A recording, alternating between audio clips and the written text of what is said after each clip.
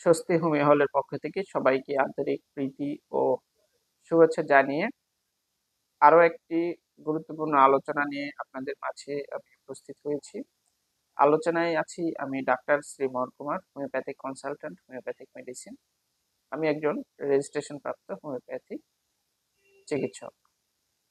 তো বন্ধুরা, আজকে আমি আপনাদের সাথে যে বিষয়টি নিয়ে আলোচনা করব সেটি হচ্ছে যাদের প্রস্রাব এবং পায়খানায় বসে চাপ দিলে বা প্রস্রাব বা পায়খানা করার সময় বীর্যপাত ঘটে যায়, তাদের জন্য কার্যকরী একটি হোমিওপ্যাথিক মাদার টিংচার সম্পর্কে আলোচনা করব। যে মাদার টিংচারটি এই প্রস্রাব এবং পায়খানা করার সময় যদি বীর্যপাত হয় সেই ক্ষেত্রে অত্যন্ত কার্যকরী ভূমিকা পালন করে থাকে। তো যে মেডিসিনটি সম্পর্কে আলোচনা করব সেটি হচ্ছে নোভাল লুটিয়া। এই নোভাল লুটিয়া হোমিওপ্যাথিক ওষুধটির কিছু বিস্তারিত আলোচনা করব। এই ওষুধটির প্রাপ্তি স্থান সম্পর্কে আলোচনা করব। তো প্রথমেই আমরা এই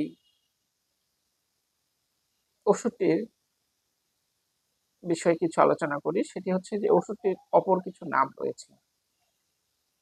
এই ওষুধটির অপর নাম ইউরোপিয়ান পন্ড লিলি বা নেসোফার লুটিয়া বলে পরিচিত। এই ওষুধটির প্রাপ্তি স্থান বা উৎস যেটি বলা হয় সেটি হচ্ছে এটি এক প্রকার জলজ এবং লতা জাতীয় গাছ বিশেষ। পাতাগুলো গোলাকার হয় এবং সবুজ হয়। এই গাছের ফুল এবং ফল দুটি হয়ে থাকে। ফুল থেকে ব্রান্ডি জাতীয় এক প্রকার গন্ধ নির্গত হয়ে থাকে। এশিয়া এবং ইউরোপের জলাশয়ে এই গাছটি জন্মে। এই গাছের শিকড় ওষুধ প্রস্তুতির কাজে ব্যবহৃত হয়ে থাকে। এটি ছিল এই নোভাল লুটিয়া হোমিওপ্যাথিক ওষুধের উৎস বা প্রাপ্তিস্থান।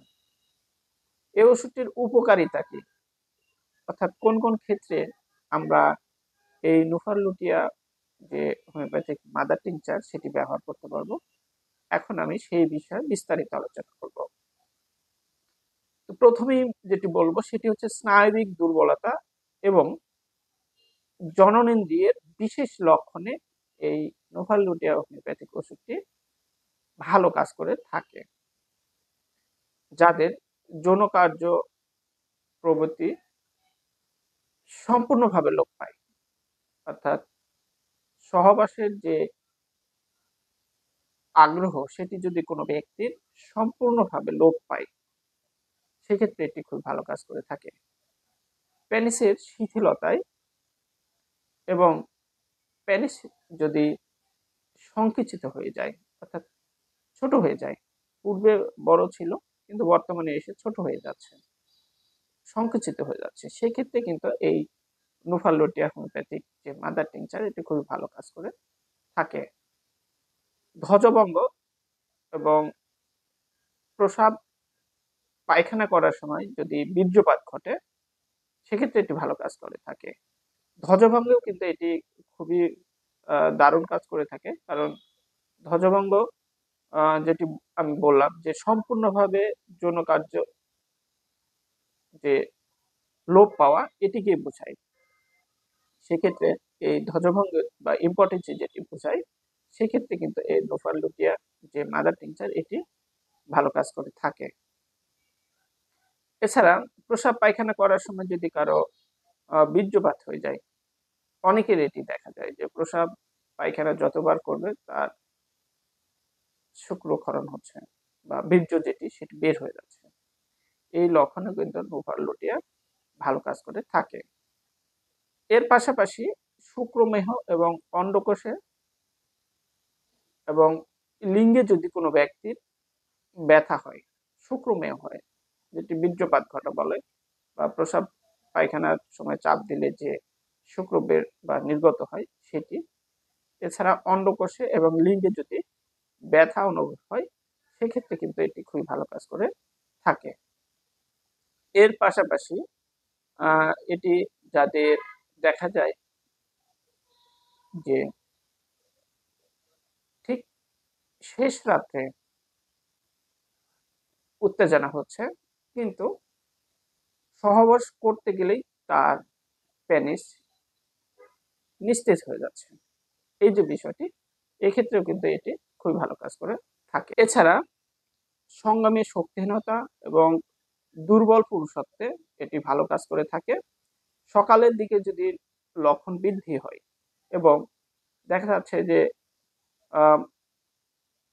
সামান্য কামোদ্দীপক বা কামোদ্দীপনা যে যৌন উত্তেজনা সেটি হচ্ছে, একটু উত্তেজনা বৃদ্ধির পরেই দেখা যাচ্ছে সেটি নিস্তেজ হয়ে যাচ্ছে, অর্থাৎ সামান্য উত্তেজনার পরে একেবারে নিস্তেজ হয়ে যাওয়া, এই বিষয়টির ক্ষেত্রেও এটি ভালো কাজ করে থাকে। স্পার্মাটোরিয়া, অন্ডকোষ এবং লিঙ্গে যদি ব্যথার অনুভব হয় বা উদ্বেগ হয়, সেক্ষেত্রে এটি ভালো কাজ করে থাকে।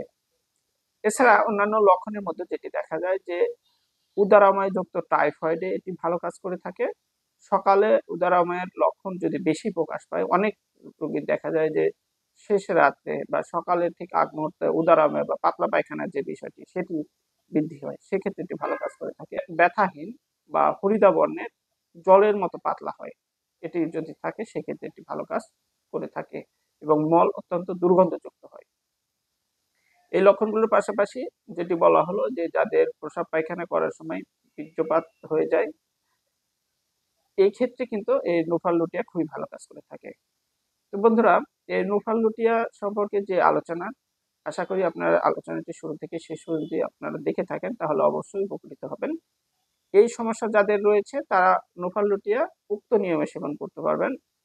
নুফাল লুটিয়া মাদার টিংচার গুণগত মানসম্মত কিনে নিয়ে প্রতিদিন সকালে এবং রাত্রে 15 ফোঁটা করে ওষুধ সামান্য জলের সাথে মিশিয়ে ভরা পেটে সেবন করবেন। ভরা পেট অর্থাৎ খাবার 30 থেকে 40 মিনিট পরে সেবন করবেন। এই ওষুধটি আপনারা 3 মাস সেবন করতে পারেন। 3 মাস সেবন করলে আশা রাখা যায় একটি ভালো ফলাফল পাবেন। তো বন্ধুরা, আজকের আলোচনা এ পর্যন্তই ছিল। পরবর্তীতে কোনো গুরুত্বপূর্ণ আলোচনা নিয়ে আপনাদের মাঝে আবারও উপস্থিত হব। সে পর্যন্ত আপনারা সবাই ভালো থাকবেন, সুস্থ থাকবেন। আর আমার চ্যানেলটি সাবস্ক্রাইব করে স্বস্তি হোমিওর সাথেই থাকবেন। ধন্যবাদ সবাইকে।